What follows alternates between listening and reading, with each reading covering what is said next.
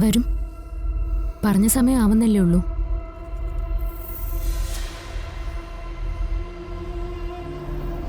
ആ ദേ ആളെത്തി. ഇരിക്കെ.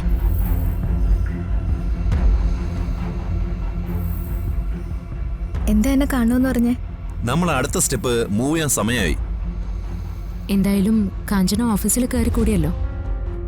അവന്തിക്ക് സംശയമൊന്നുമില്ലല്ലോ അല്ലേ? സംശയം കാണാതിരിക്കില്ലല്ലോ. അവരുടെ കണ്ണുകൾ എന്റെ പിന്നാലെ തന്നെ ഉണ്ടായിരിക്കും, അതെനിക്ക് ഉറപ്പാ. അല്ല, എന്താ ഇനി നമ്മുടെ പ്ലാൻ? നെല്ലിശ്ശേരിയിലെ സ്വത്തുക്കൾ ഉപയോഗിച്ച് അവന്തിക എവിടെയൊക്കെ പ്രോപ്പർട്ടീസ് വാങ്ങിയിട്ടുണ്ടെന്നും എന്തൊക്കെ ഇൻവെസ്റ്റ്മെന്റ് നടത്തിയിട്ടുണ്ടെന്നും കണ്ടുപിടിക്കണം. ആ ഡോക്യുമെന്റ്സിന്റെ എല്ലാ കോപ്പികളും നമുക്ക് വേണം. അതൊക്കെ അവരുടെ ഡിജി ലോക്കറിലായിരിക്കില്ലേ അവർ സൂക്ഷിച്ചിരിക്കുന്നേ? നെല്ലിശ്ശേരി ഗ്രൂപ്പ് ഓഫ് കമ്പനീസുമായി ബന്ധപ്പെട്ട പഴയ ഡോക്യുമെന്റ്സ് അതൊക്കെ ആ ഓഫീസിൽ തന്നെ ഉണ്ടാവും. അതും കണ്ടുപിടിക്കണം. അവരുടെ പേഴ്സണൽ ലാപ്ടോപ്പിലായിരിക്കും ഇതിന്റെ എല്ലാ ഡീറ്റെയിൽസും ഉണ്ടാവുക. അതിന്റെ പാസ്വേഡ് കണ്ടുപിടിക്കണം. സാരമില്ല, അത് ഞാൻ മാനേജ് ചെയ്തോളാം. അല്ല, ഇനി കേസിന്റെ കാര്യം നമ്മൾ എങ്ങനെയാ മൂവ് ചെയ്യുന്നേ?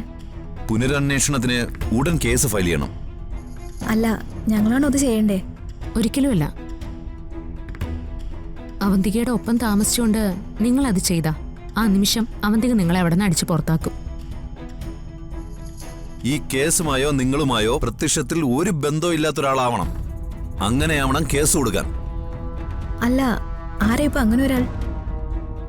അങ്ങനെ ഒരാളെ രാജീവ് കണ്ടുപിടിച്ചിട്ടുണ്ട്. സുഗതൻ മേനോൻ.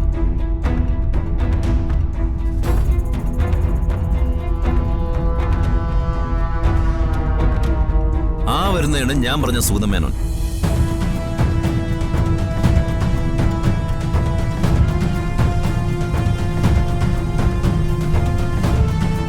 ഹലോ, ഇരിക്കൂ. Thank you. നമ്മൾ തമ്മിൽ ഫോണിൽ സംസാരിച്ചിട്ടുണ്ട്. ഞാൻ രാജീവ്. മനസ്സിലായി, സി രാജീവ്. അതെ, ഇത് സമൃദ്ധ. ഇതാണ് മരിച്ചുപോയ അനിരുദ്ധന്റെ മകൾ കാഞ്ചന. അങ്ങനെയല്ലേ മോളുടെ പേര്? അല്ല, എന്റെ പേരെങ്ങനെ അറിയാം? അനിരുദ്ധൻ നിങ്ങളെ കുറിച്ച് എല്ലാം എന്നോട് പറഞ്ഞിട്ടുണ്ട്. ആ, ഞങ്ങൾ അടുത്ത സുഹൃത്തുക്കളായിരുന്നു. കേസുമായി വെറുതെ ആരെങ്കിലും വന്നാ പോരാ, അനിരുദ്ധനോട് കമ്മിറ്റ്മെന്റ് ഉള്ള ഒരാളാവണം എന്ന് ഞാൻ ആദ്യമേ വിചാരിച്ചിരുന്നു. അങ്ങനെയാണ് അനിരുദ്ധന്റെ സുഹൃത്തുക്കളെ കുറിച്ച് അന്വേഷിച്ചത്. ആ അന്വേഷണം ചെന്നെത്തിയത് നിങ്ങളായിരുന്നു. അനിരുദ്ധനോട് എനിക്ക് വളരെയധികം കടപ്പാടുണ്ട്. എന്റെ ബിസിനസ് എല്ലാം തുടങ്ങിയത് ഒരു തിയേറ്ററിൽ നിന്നാ.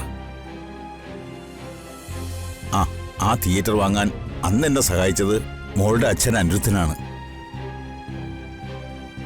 ഇനി നമുക്ക് കാര്യത്തിലേക്ക് കടക്കാം. സി മിസ്റ്റർ മേനോൻ, അനിരുദ്ധന്റെ മരണം ക്ലീനായ ഒരു കൊലപാതകമാണ്. അവന്തിക തന്നെയാണ് ചെയ്യുന്നുള്ള എല്ലാ തെളിവുകളും നമ്മുടെ കയ്യിലുണ്ട്. ആ കേസില് നിങ്ങളാണ് വാദി. മനസ്സിലായി സാർ. അനിരുദ്ധന് വേണ്ടി അത്രയെങ്കിലും ചെയ്യാൻ എനിക്ക് സന്തോഷമേ ഉള്ളൂ. ഇവളെനിക്ക് മകളെ പോലെയാണ്.